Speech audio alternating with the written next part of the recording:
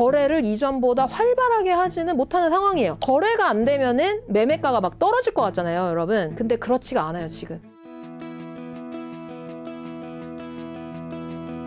요새 좀 걱정이 되고 불안하신 분들이 많으실 것 같아요. 왜냐하면 이런 얘기가 굉장히 많이 지금 여기저기서 많이 들립니다. 전월세 시장 난리라던데 뭐야? 무슨 일이야? 그래서 여러분들도 어떤 주제를 제일 듣고 싶다라고 투표를 해주셨냐면은 늘어난 보유세 결국 세입자 목 되나? 전월세 시장 심상치가 않다라는 주제로 오늘 시작을 해보려고 하는데요. 지금 월세는 비싸고 전세는 없고 대출은 막힌 이 상황에서 전월세 시장의 현황은 여기저기서 들립니다. 뭐 심각합니다. 여러분 뭐 가만히 계시면 안 됩니다. 여러분들을 되게 불안하게 만들고 조급하게 만들고 그럼 나는 또 어떻게 해야 되지? 라는 고민을 많이 만드는 그런 상황들인 것 같은데 그런데 또 어떻게 해야 되는지에 대한 얘기를 하는 부분은 또 없는 것 같아요. 많이. 그래서 제가 오늘 이 시간에 여러분들이 지금 이 전월세 상황에 대해서 지금 현황이 어떤지를 확인하시고 어떻게 행동해야 좋은지를 이 방송을 통해서 알려드리겠습니다. 그래서 전월세 만기를 앞두고 계시거나 아니면 내가 내 집 마련 할지 말지 좀 고민이 되시는 분들이라면 이 방송이 도움이 되실 테니까 끝까지 시청해 주시면 좋을 것 같아요.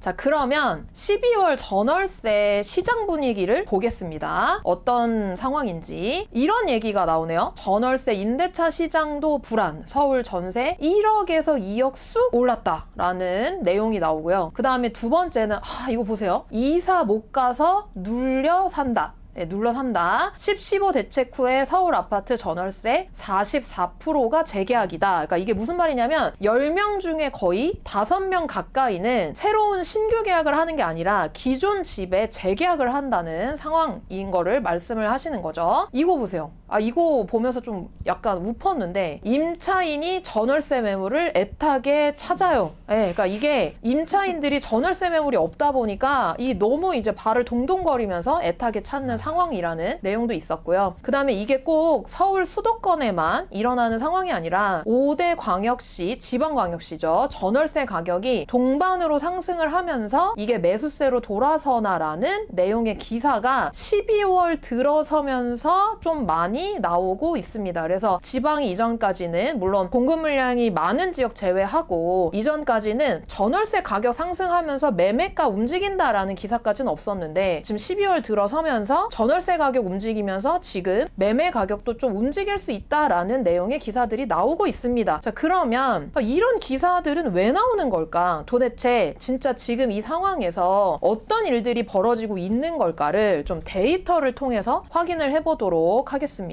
전월세 시장 상황을 확인하는 3가지 지표가 있는데요. 첫 번째는 가격이고 그 다음에 두 번째는 심리고 그 다음에 세 번째는 매물 수입니다. 그래서 그 3가지를 가지고 지금 이 시장이 어떤지를 좀 더 구체적으로 객관적으로 확인을 해보려고 합니다. 첫 번째는 뭐냐면요, 여러분 전세 가격 지수를 통해서 확인을 할 수가 있는데 이 전세 가격 지수는 뭐냐면요, 실제로 지금 서울과 경기도와 지방의 전세 가격이 평균적으로 어느 정도의 위치에 있는지를 말하는 것이 전세 가격 지수입니다. 가격이 어느 정도로 와 있는지, 높은지 낮은지, 올라가고 있는지 떨어지고 있는지를 확인할 수 있는 지표가 전세 가격 지수거든요. 이거를 한번 2025년 10월이랑 그 다음에 2025년 12월을 두고 비교를 한번 해보도록 하겠습니다. 2025년 10월은 서울이 전세 가격 지수가 94.4예요. 근데 12월 들어서면서 95.3이 됐고요. 경기도 같은 경우에는 88.7인데 12월이 돼서 89.2가 됐습니다. 그 다음에 광역시 같은 경우에는 87.3인데 지금 12월 들어서면서 87.6이 됐습니다. 다 여러분 어떻게 됐죠? 올라갔죠. 전세 가격이 평균적으로 거의 대부분 1 이상 올라갔기 때문에 실제로 이렇게 지수 평균으로 1 정도가 올라가면은 현장에서는 5천만 원에서 1억 이상 오르는 단지들이 많다라는 뜻입니다. 그런 상황이고요.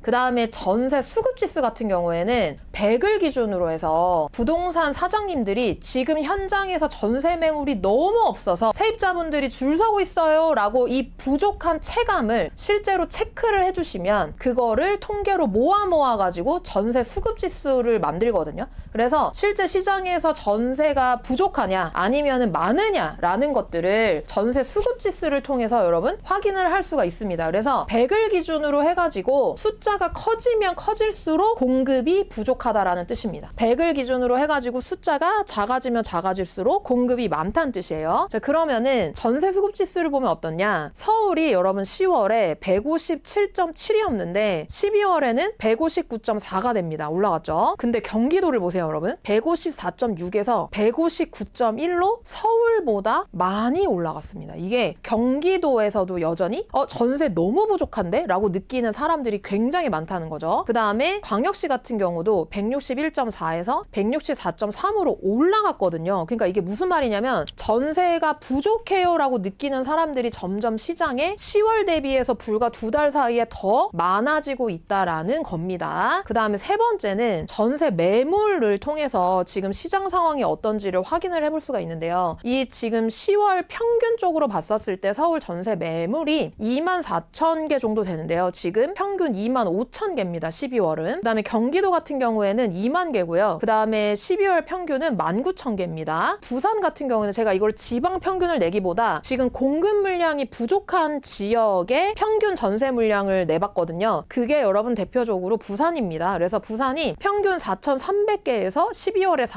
4,305개에서 평균 12월에 4,300개로 줄어듭니다. 근데 여러분 여기서 이상한 게 있죠? 서울이 여러분 10월 대비해서 전세 매물이 늘어났잖아요. 근데 이거는 지금 어떻게 해석할 수 있냐면은 서울 강남의 청담에 지금 청담 르엘이라고 입주를 11월부터 시작을 했고 그 다음에 서울 송파에도 잠실 레미안 아이파크라고 대단지가 입주를 하고 있어요. 그래서 서울 강남과 송파에 지금 한 3,000세대가 입주하는 영향으로 12월에 지금 전세 매물 물량이 일시적으로 늘어난 거지. 지금 여기서 더 중요한 건 뭐냐면은 서울의 전세 가격 지수, 그 다음에 서울의 전세 수급 지수라고 보시면 됩니다. 서울이 기본적으로 지금 중요한 거는 공급 물량이 되게 부족하기 때문에 이거는 일시적으로 단기적으로 늘어난 매물이지 이거를 장기적으로 전세 매물을 늘리는 그런 추세다라고 보기에는 어렵습니다. 그래서 이거는 일시적인 영향이라고 보시면 돼요. 정리하자면 지금 12월 전월세 시장은 어떻냐? 전세 가격은 올랐다. 그 다음에 시장에서 전세가 부족하다고 느끼는 사람들이 많다. 그리고 실제로 부족하다. 왜? 전세 매물이 서울, 경기, 지방에서 줄어들고 있기 때문에 실제로는 부족하다라는 겁니다. 그러면 실제로 이게 가격에 어떻게 반영이 되는지를 제가 좀 사례를 가지고 왔거든요. 그거를 좀 볼게요, 여러분. 자, 강남구의 어느 한 단지입니다. 자, 여러분 가격 보고 놀라지 마시고요. 일단 그냥 강남구의 이 단지가 전세가 이 정도 되는구나 라고 생각하시면 돼요. 지금 여기 옆에 12월에 갱신이라고 떠있죠, 여러분. 갱신. 그러면은 25년에 갱신을 했으니까 23년 정도의 전세를 들어갔을 거 아니에요? 그때 가격이 여러분 18억입니다. 근데 지금 신규 계약으로 뜬 게 얼마냐? 23억입니다. 불과 지금 갱신과 신규 계약 차이에 거의 4억 갭이 나는 거예요. 그만큼 23년에서 25년으로 가는 그 과정 동안에 거의 4억이 올랐다라고 여러분 보시면 될 것 같고요. 그 다음에 동작구의 어느 한 단지입니다. 이 단지는요, 가격을 누르면 이 계약이 갱신인지 신규인지 알 수 있거든요. 그래서 여러분들도 전세 시세를 알아보실 때 전세 시세를 관심을 가지고 이제 전세 구하시는 분들 계실 거 아니에요. 그럴 때는 이거를 한번 클릭을 해보시면은 이 밑에 갱신인지 신규인지가 다 나옵니다. 요새는 그거를 다 등록하게 돼 있기 때문에 그거를 여러분들이 잘 파악을 하셔야 돼요. 왜냐면 갱신 가격이랑 신규 전세 가격이랑 갭이 크기 때문에 그래요. 그래서 이 가격은 아파트 실거래가 사이트에서 여러분들이 단지를 검색을 하시면 확인을 해볼 수가 있습니다. 동작구의 이 단지가 지금 갱신 계약은 자 6억 8천에 계약이 됐거든요. 근데 실제로 11월에 신규 계약으로 된 거는 여러분 전세가 8억입니다. 거의 1억 2천이 갱신과 신규가 차이가 나는 거를 확인을 해볼 수가 있고요. 서대문구의 어떠한 단지는 여러분 갱신 계약을 6억 3천에 했는데 지금 신규 계약이 7억 3천에 됐습니다. 거의 1억 정도 차이가 나는 거를 우리가 확인을 해볼 수가 있고요. 그 다음에 경기도의 한 단지는 갱신 계약을 한 5억 정도 했었는데 지금 신규 계약이 6억 9천 정도로 신규 계약이 되고 있습니다. 자모님 이거를 지금 왜 보여주시는 거예요? 제가 이거를 여러분들한테 왜 보여드리냐? 아까 지금 12월 전월세 시장이 전세 가격 오르고 있다. 그 다음에 전세 매물 줄어들고 있다. 그 다음에 전세가 부족하다라는 거를 말씀드렸잖아요. 그로 인해서 지금 전세 가격이 이전 2년 대비 또는 1년 대비 거의 1억에서 4억 차이를 보이고 있다라는 거를 지역별로 여러분들한테 시장을 확인해 드리는 겁니다. 그래서 여러분들이 이런 걸 아셔야 내가 지금 전세를 구하려고 했었을 때 어느 가격 정도에 들어가야 맞는 건지 예산을 어느 정도로 세울 건지 이런 것들 확인해 보실 수 있기 때문에 말씀을 드리는 거고요. 지방광역시 같은 경우에도 여러분 신규 계약은 5억인데 갱신 계약은 3억 7,800에 됐어요. 그래서 여기도 1억 3천 정도가 차이가 납니다. 여러분들이 전세를 구하시는 분들은 특히 많이 조급하고 걱정이 많이 되실 것 같아요. 내가 지금 갱신을 앞두고 있다. 내가 지금 예전 2년 전 거래 가격으로 살고 있는데 갱신권을 사용하거나 다른 새로운 전세를 알아보고 있다라고 한다면 여러분들 굉장히 걱정이 많이 되는 상황이에요. 왜냐면은 전세 가격이 너무 많이 올라갔으니까. 그래서 여러분들이 고민이 드실 거예요. 아, 내가 갱신권을 사용해야 되나? 아니면은 진짜 신규 계약으로 가야 되나? 아니면은 진짜 매매를 해야 되나? 이런 것들이 많이 고민이 되실 거라 오늘 이 방송을 통해서 그분들이 지금 어떻게 행동해야 되는지를 좀 말씀을 드릴게요. 서울, 경기, 지방 전세 가격은 모두 2년 전보다 상승했고요. 지금 현 전세 시세를 여러분들이 확인해 볼 필요가 있어요. 여러분들 지금 만약에 전세나 월세를 살고 계시고 그게 꽤 시간이 지났다라고 하시면은 지금 부동산에 전화를 걸어보시면서 전세 시세가 어떤지, 전세 매물은 많은지, 내 주변의 단지들과 내 단지가 지금 전세 현황이 어떤지를 확인해 보시는 게 지금 시점에서는 여러분들한테 되게 필요할 것 같거든요. 우리 집주인이 나한테 저 뭐 전세 계약 어떻게 하실 거예요? 그러면은 뭐 저 연장할게요 라고 얘기해서 그럼 집주인분이 그러면 연장하세요 라고 얘기해서 나는 시세를 막 알아볼 필요가 없이 여러분들이 이렇게 살아오셨을 수도 있잖아요. 근데 지금 시점에는 전세 시세가 이전보다 많이 차이가 많이 나기 때문에 확인해 볼 필요가 있고 또 우리가 23년이나 24년에 전세 계약을 하신 분들은 이제 앞으로 25년이나 26년에 만기가 찾아오는데 실제로 23년, 24년에는 이제 23년 특히 아니면 22년 전세가가 되게 쌌거든요. 그때는 전세가가 굉장히 이전보다 많이 하락을 하면서 되게 싼 가격에 계약을 하신 분들이 많으실 거란 말이에요. 지금이랑 갭이 좀 많이 차이가 나니까 그런 것들을 여러분들이 지금 현재 상황을 알아보실 필요가 있습니다. 자, 그렇다면 왜 이런 일이 벌어지는 걸까라는 거에 대해서 여러분들이 알아가시면 앞으로 어떻게 해야 되는지도 여러분들 기준을 잡으실 수 있을 것 같아요. 그거를 제가 좀 말씀을 드리려고 하는데 지금 전월세 입자인 상황 처하신 분들은 지금 어떤 상황을 맞이했냐면요. 이런 상황을 맞이했습니다. 그 상황이 어떤 상황이냐면 현재 전세가 없고 전월세 가격도 비싸진 상황이기 때문에 이분들이 선택할 수 있는 선택지는 갱신권 또는 신규 계약이거든요. 근데 신규 계약을 하려고 하니까 여러분 어때요? 매물도 없어, 전세도 비싸, 월세도 비싸. 그럼 여러분 월세는 어때요? 또 나가는 돈이잖아요. 내 월급에서 달달이 월세가 나가니까 너무 비싸졌네? 이러면서 대부분의 세입자분들이 갱신권을 선택하는 비율이 지금 증가하고 있습니다. 그래서 실제로 단지들을 이렇게 시세를 하나하나 제가 확인을 해보면은 전월세 거래 중에 갱신이 한 10건 중에 6건은 갱신 거래를 많이 하고 계세요. 지금 실제로 실거래가 떠 있는 거를 보면은 이런 상황들이 벌어지고 있다. 자, 그러면 갱신을 많이 선택해요. 10명 중에 6명이 선택해요. 그러면 신규로 전세로 나올 수 있는 물량이 있겠어요? 없겠어요? 없겠죠. 줄어들겠죠. 그러니까 그런 상황이 지금 벌어지고 있고요. 그 다음에 이제 집주인 입장에서는 내가 이 집을 팔려고 해요. 지금 매도를 하려고 해요. 근데 실입주자한테 매도하거나 또는 새로운 전세입자한테 매도할 수 있잖아요. 15 대책이 나온 다음에 여러분 이거 중요한 겁니다. 여러분 특히 전월세 사시는 분들한테는 좀 중요하니까 잘 들으세요.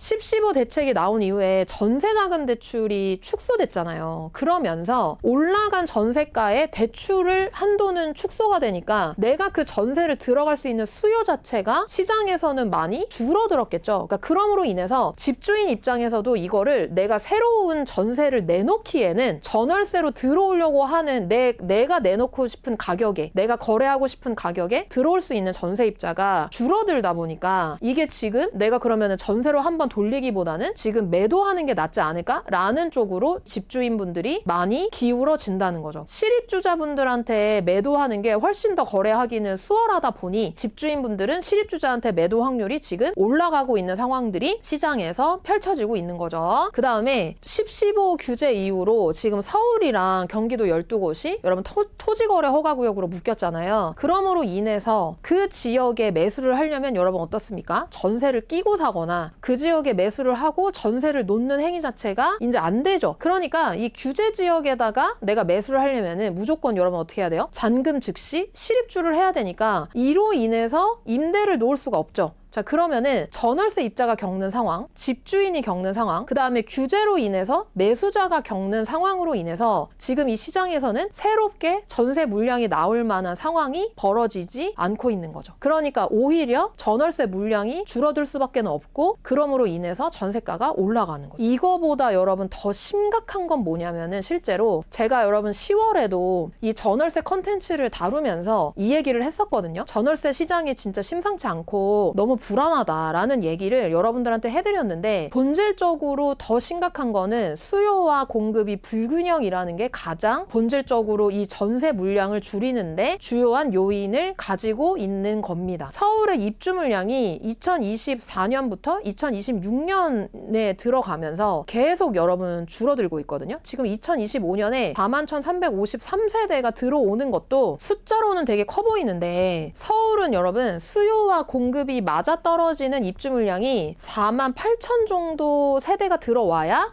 우리가 그래도 그나마 내가 전세 구하고 싶을 때 아니면 내가 새 아파트 들어가고 싶을 때 편하게 입주를 할 수가 있거든요. 근데 지금 평균으로 들어와야 되는 48,000 세대보다 3년을 합쳤을 때 너무 평균이 낮다 보니까 지금 입주 물량이 너무 적은 상황이고요. 2026년에 여러분 입주 물량 한번 봐보세요. 4,165세대로 평균적으로 48,000 세대가 들어와야 되는데 거의 10분의 1도 안 되는 수준의 입주를 하게 됩니다. 수급 불균형인 상황과 그 다음에 규제 이후에 벌어지고 있는 상황 때문에 지금 전월세 물량이 점점 줄어들고 전세가가 올라가고 있고요. 서울 착공 물량은 여러분들 이것도 함께 보시면은 좋은데 착공 물량은 왜 보냐? 착공한 다음에 여러분 3년 뒤에 입주를 하거든요. 2023년에 만약에 착공을 했다. 그러면은 대략적으로 2026년에 이제 입주를 하게 되죠. 근데 이 착공 물량도 23년부터 25년 사이에 급격하게 줄어들거든요. 그렇기 때문에 새로 짓는 아파트도 없고 새로 들어올 아파트도 없는 상황이어서 지금 시장의 전세 물량이 굉장히 감소한 상황. 그러므로 인해서 전세가가 올라가는 상황. 기존의 세입자분들이 갱신권을 많이 선택하고 있고 또 그로 인해서 더 전월세 물량이 시장에 안 나오고 있는 상황이라는 것을 우리가 확인을 해볼 수가 있었죠. 이런 일들이 이제 벌어지게 되면은 이런 상황에서 여러분 이제 이 시장에 있는 전세입자 분들이 어떤 선택을 하게 되는지를 여러분들이 알고 계시는 게 되게 중요해요. 그러니까 우리가 지금 무슨 일이 벌어지고 있고 왜 이런 일이 벌어지는지를 확인을 했잖아요. 그러면은 이로 인해서 시장의 전월세를 살고 계시는 분들이 어떤 선택을 하게 될지를 여러분들이 알고 계시면 여러분들의 행동에 중요한 기준이 되겠죠. 그래서 제가 그거를 지금 말씀을 드리려고 합니다. 시장의 전세 물량이 감소하고 전세가 상승을 지금 하고 있어요. 이제 그러면은 내가 결혼을 했어요. 신혼부부예요. 그러면 여러분 어때요? 살 집이 필요하죠. 자기야, 우리 이제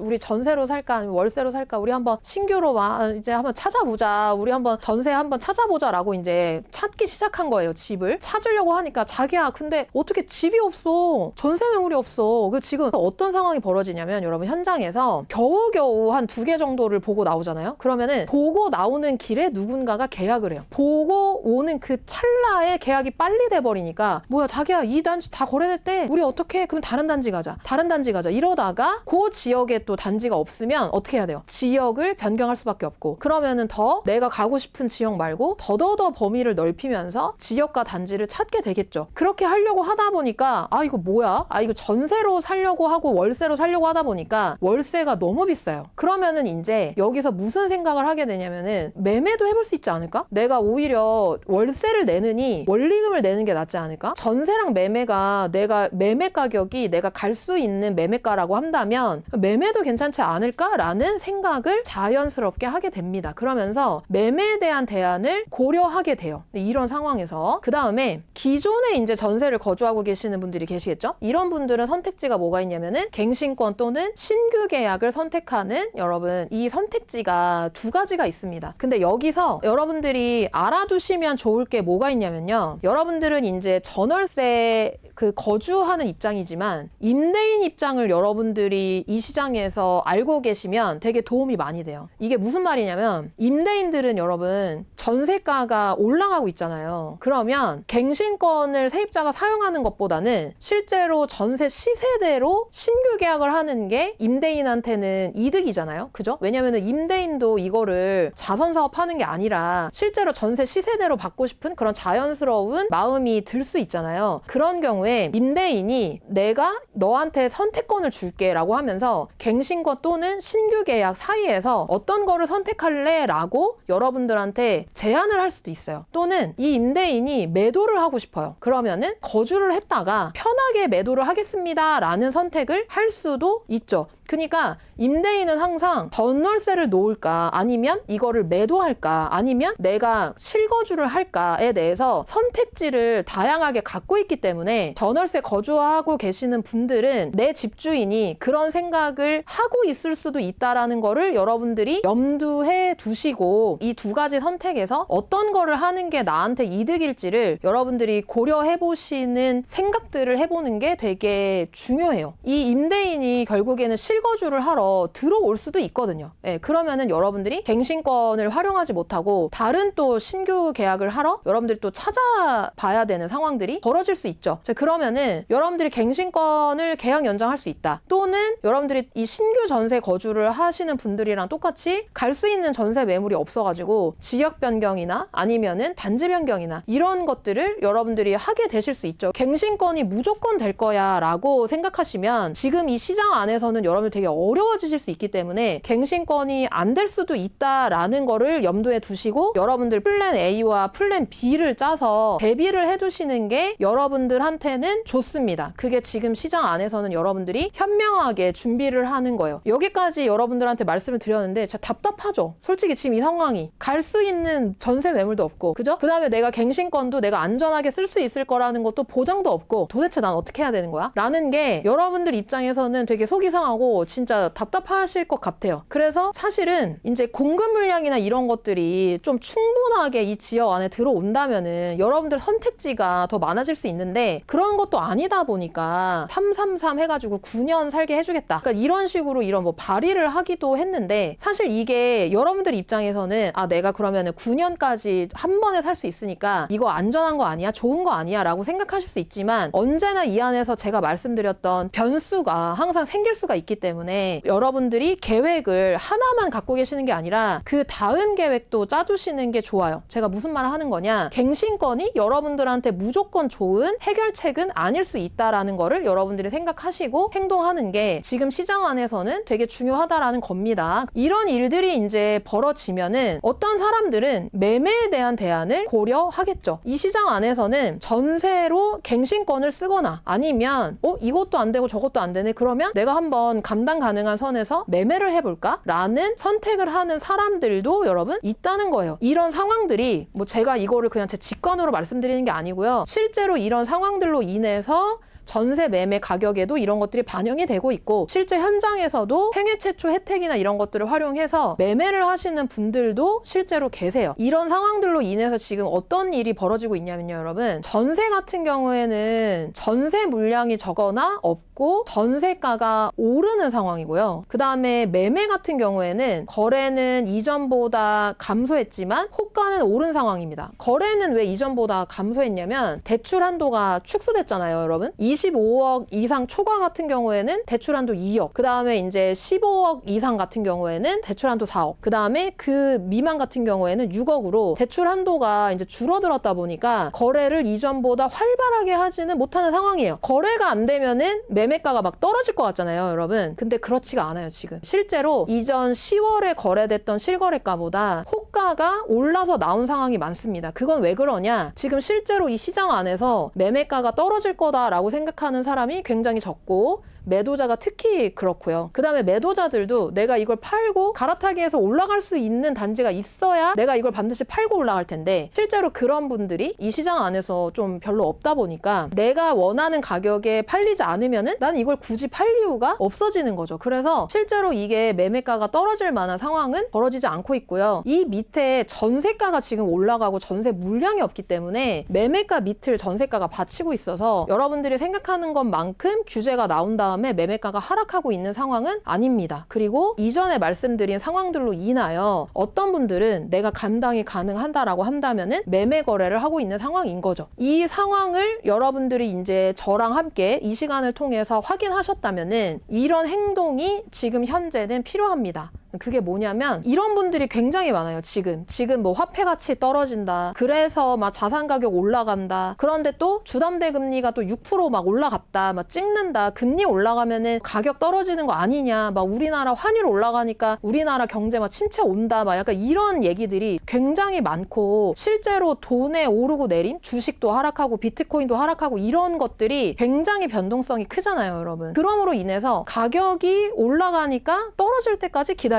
어떤 분들은 가격이 올라가니까 지금이라도 잡자는 이 변동성을 기준으로 의사결정을 하려고 하시는 분들이 굉장히 많아요. 이거는 사실은 이 변동성을 기준으로 하기에 이 기준을 가지고 여러분들이 내 집 마련을 고민하시는 분들이 내 집 마련을 하시기에는 잘못 샀을 때의 대가가 너무 크거든요. 그래서 내가 올라갈 것 같으니까 아무거나 산다. 가격이 떨어질 것 같으니까 나는 그저 관망한다. 약간 이런 스탠스가 아니라 여러분들이 만약에 내가 살 집을 지금 고민을 하고 계시다면 관심을 가지고 계시다면은 장기적으로 내가 살 집을 잘 고른다는 기준으로 지금 행동을 하시는 게 여러분들한테 되게 필요할 것 같아요. 그러니까 그 이유는 가격이 올라가니까 아무거나 잡자라는 그런 마음으로 아파트를 아무거나 사기에는 가격이 너무 비싸진 것들도 있고요. 그리고 그게 실제로 여러분들의 정말 좋은 집이라고 말할 수 없는 것들도 실제로 가격이 올라가 있는 상황도 많기 때문에 여러분들이 그 안에서 잘 골라서 이 선택을 해야 된다라는 기준을 특히 지금 이렇게 변동성이 큰 시장 안에서는 여러분들이 갖고 가는 게 중요할 것 같아요. 왜냐? 내가 사서 가격이 떨어질 수도 있지만 내가 고른 집을 잘 골랐다면은 그 안에서 안정감, 그 다음에 가족들과 행복함을 누리면서 여러분들이 생활을 하실 수 있거든요. 근데 이럴 때 잘못 선택하면은 그게 여러분들한테는 어려운 상황이 벌어질 수 있다 보니까 여기서 중요한 거는 내가 살 집을 잘 고른다는 기준이 특히 지금 이 시장 안에서는 여러분들한테 굉장히 중요하고 필요하다. 마지막으로 드리고 싶은 말씀은 잘 산 내 집을 10년 뒤에 후회하시는 분은 없다라는 거를 여러분들이 내 집 마련 관심이 있거나 고민 있으신 분들은 이렇게 좀 생각을 하시면서 지금 전월세 만기를 앞두고 있다. 또는 내가 지금 내 집 마련 관심이 있어서 좀 알아보고 있다 라고 생각하시는 분들은 지금 이 시장의 상황을 좀 참고를 하시고 여러분들이 약간 나는 좀 기다린다, 관망한다 라는 스탠스보다는 적극적으로 알아봐야지 라는 그런 마음을 먹고 행동하시는 게 여러분들한테는 도움이 될 것 같습니다.